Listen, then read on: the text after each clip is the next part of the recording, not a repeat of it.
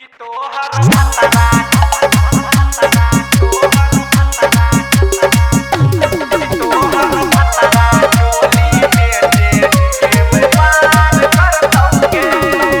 ही ससुरा छौरी छोड़ के तोहर कपार जरतौगे, जब ही ससुरा छौरी छोड़ के तोहर कपार जरतौगे, हेगे कपार जरतौगे त तोहर सैया चोली बेचे के व्यापार करतौगे कि तोहर भतरा चोली बेचे के व्यापार करतौगे।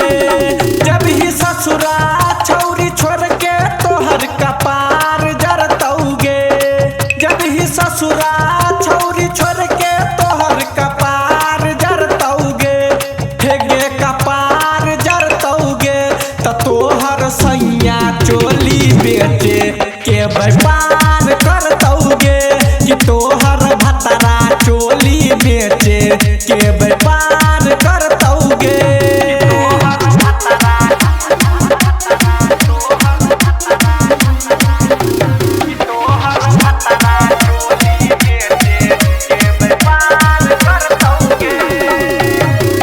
चढ़ल जवानी तोहर भजे तौजियान गे, ओने चोली बेचे पर सैया देतौ ध्यान गे।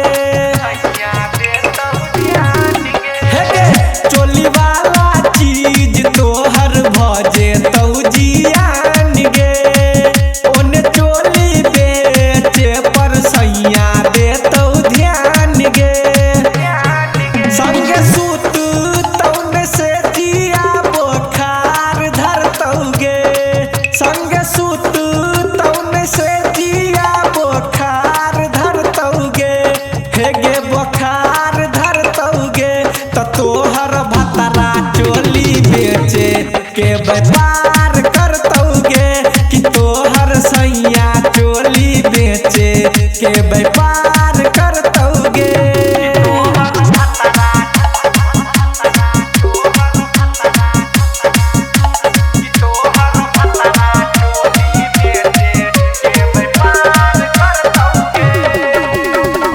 एकरा से नीक रहौ नहीं हर के यार गे, माहिर मुकेश तोरा करे रहौ प्यार गे।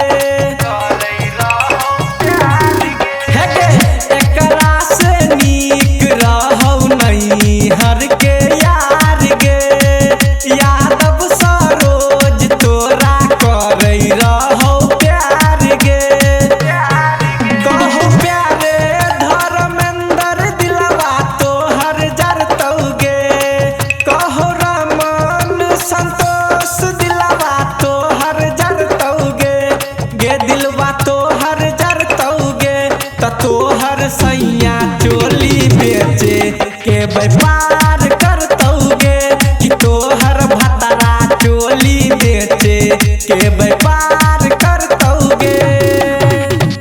Recording by Jai Shri Recording Studio, Darbhanga।